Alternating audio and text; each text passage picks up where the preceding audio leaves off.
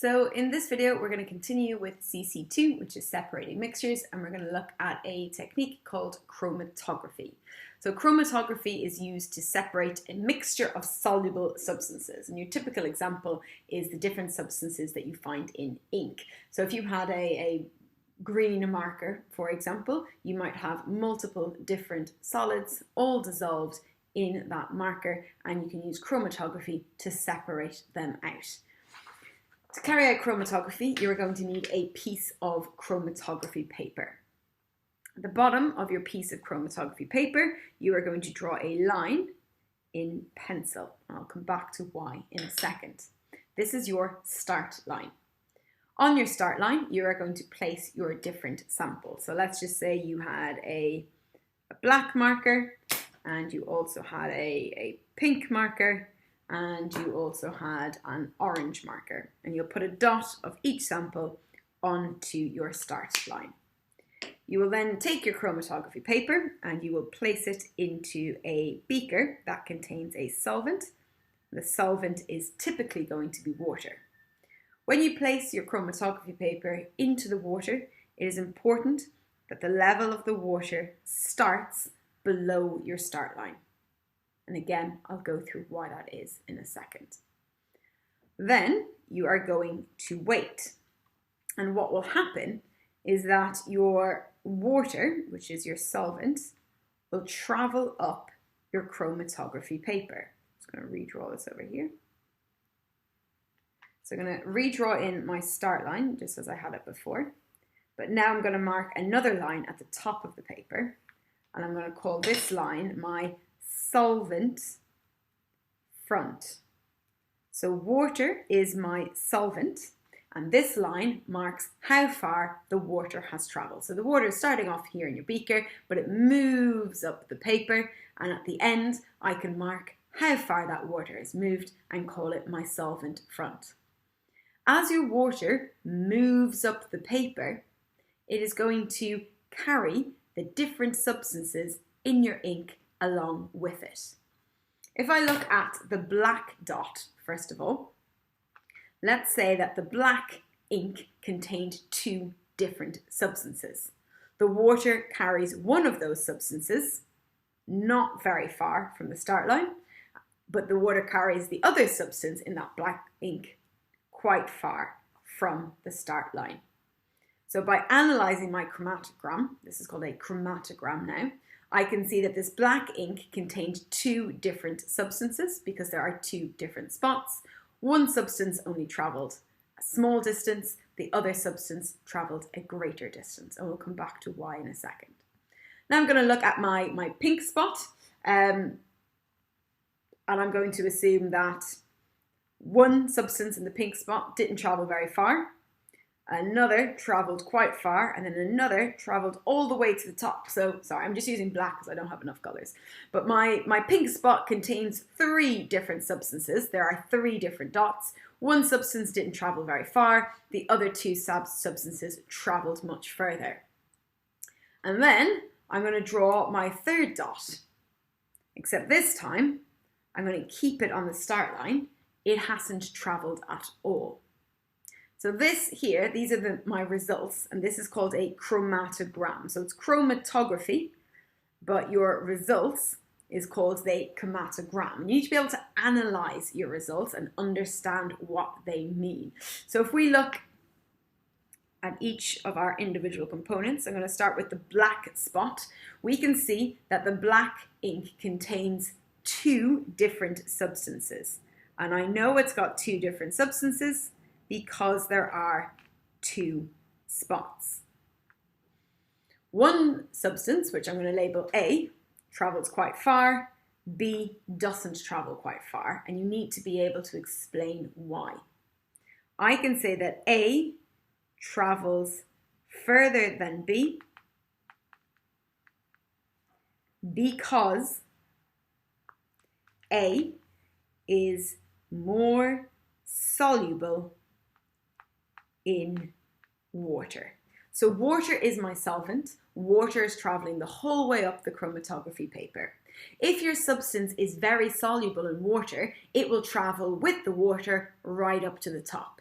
If your substance is not very soluble and doesn't dissolve very well in water, then it doesn't travel very far. So by soluble, I'm talking about how well it dissolves. If it dissolves fully, it's going to travel right up to the top with the water. If it doesn't dissolve very well, it's not going to travel very far. So you've got two different substances in the black ink. They produce two different spots, and the reason they travel different distances is because they've got different solubilities in water. I could say the same for the pink spot, except instead of saying I've got two different substances, I would say I've got three, because I've got three different spots. Again, if I labeled this, I'm going to call this C, D, and E, I would say C is the most soluble in water because it travels the furthest, and I would say E is the least soluble in water. It doesn't travel as far. And now I'm going to move on to the orange dot. And you can see that the orange dot hasn't travelled at all. It's just stayed put. So what does this tell us? Well, this tells us that the substances in the orange ink are not soluble in water at all. Remember, the further they travel, the more soluble they are. If they don't move at all from the start line, that tells you that the substance is insoluble in water. So what could you do? If you're not getting any results, what could you do? Well, what you can try is you can use a different solvent. So instead of using water, you could try using alcohol. That's a different solvent. This substance isn't dissolving in water, but maybe it will dissolve in alcohol. And if it dissolves in alcohol, then it's going to separate out just like we saw for our other two spots. There's one other kind of scenario that I should show you. So I'm going to pretend that there was a fourth spot. I'll squeeze it in here. I'm going to have a yellow spot. You really shouldn't have your ink dots this close, but let's just assume that I do have one more spot, which I'm going to put in here. And in this case, the yellow, I'm only going to get one spot. So black was giving us 2 and the pink was giving us 3, but the yellow is only giving us 1. So what's that telling me? Well, that's telling me that I don't have an impure substance. I've actually got a pure substance. There's only one substance in the yellow ink. That substance travels this distance in the water and it's pure. So if you're only producing one spot, you can say it's pure. If you're producing 2 or more, you can say it's impure. If the spot doesn't move from the start line, you can't make any conclusions. All you know is that it's insoluble. There could be one substance that's insoluble and it stays put, but you could have 2 insoluble substances that are both just staying put. So until you get a solvent that will actually cause movement, then you can't say for sure whether it's pure or impure. All you can include at this point is that it is insoluble. Just one or two other things to note about chromatography. I mentioned at the start that you draw your start line in pencil. The reason for this is that pencil is insoluble in water, so pencil will stay put. If you drew this line in pen is soluble in water, so the pen will travel up the page with the water and it will interfere with your results. So it has to be pencil because pencil's insoluble in water.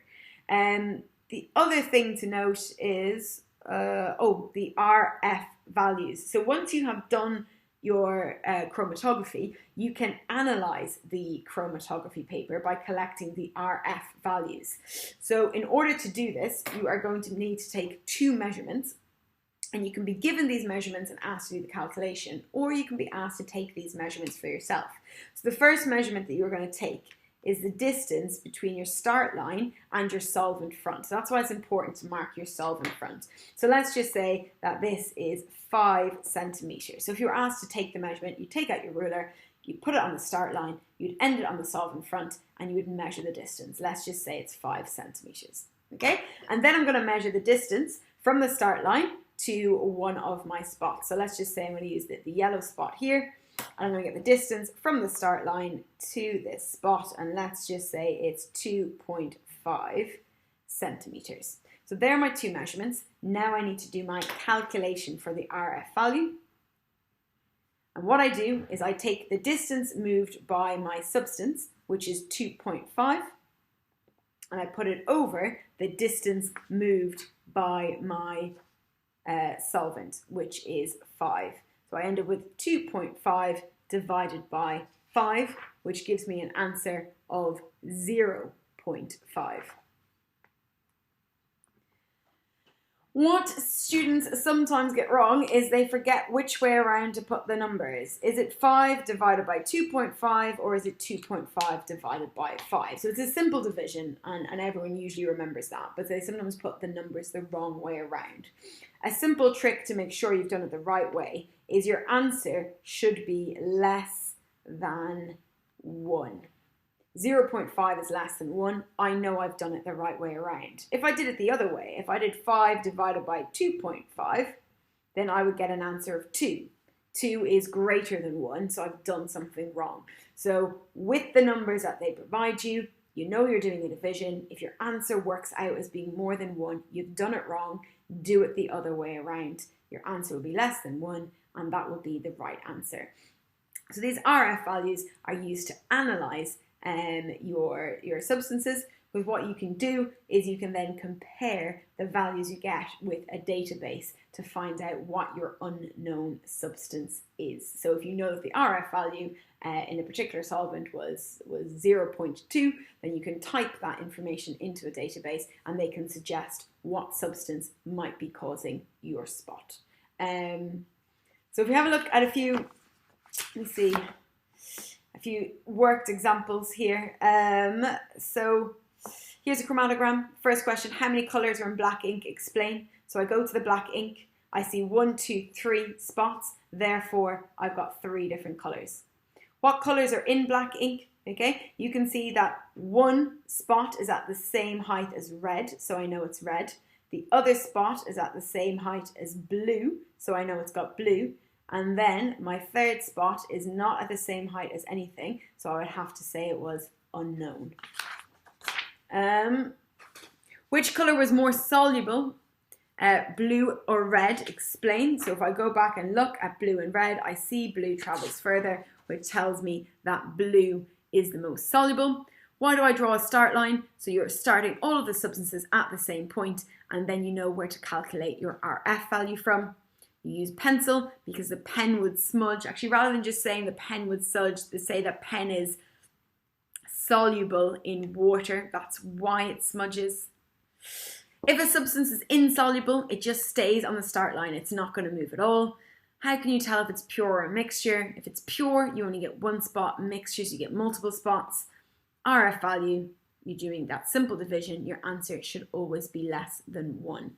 Then a longer kind of 6-mark question of chromatography. What is it and how does it work? So it's used to separate mixtures of soluble substance. You put your mixture on the chromatography paper, you put it into your solvent. Substances move at different distances depending on how soluble they are. The most soluble moves the furthest.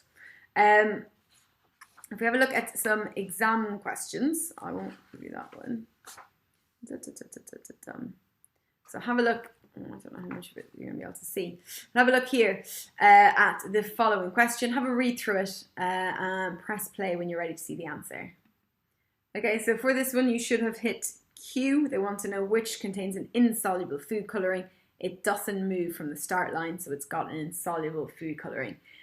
Give a change that could be made to explain an RF value.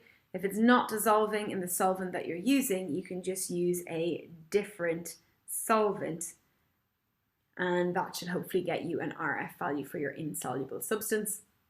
The last question here says, explain by referring to figure 12, which mixture is separated into the greatest number of soluble food colourings by this chromatography experiment. So which has the greatest number of soluble?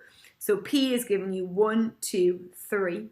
Q is giving you 1, 2, 3. Remember, this spot doesn't count because they asked for soluble, and this is an insoluble, so it's 3 each. R is just 1, and then S is 1, 2, 3, 4. So the answer would be yes, and when they want you to explain, you would just say S produces 4 dots, the other P and Q are producing 3, and R is only producing 1. The rest of these aren't. Oh, here's another chromatography one. Here is an RF value one. So they've given you these following numbers. They ask you to calculate the RF value. So have a go at calculating the RF value there yourself. Okay, so I've done this two ways, all right? You're given two numbers, you know you have to divide. You can do 54 divided by 75 or 75 divided by 54. If you put 54 in first, you're going to get 0.72. This number is less than 1.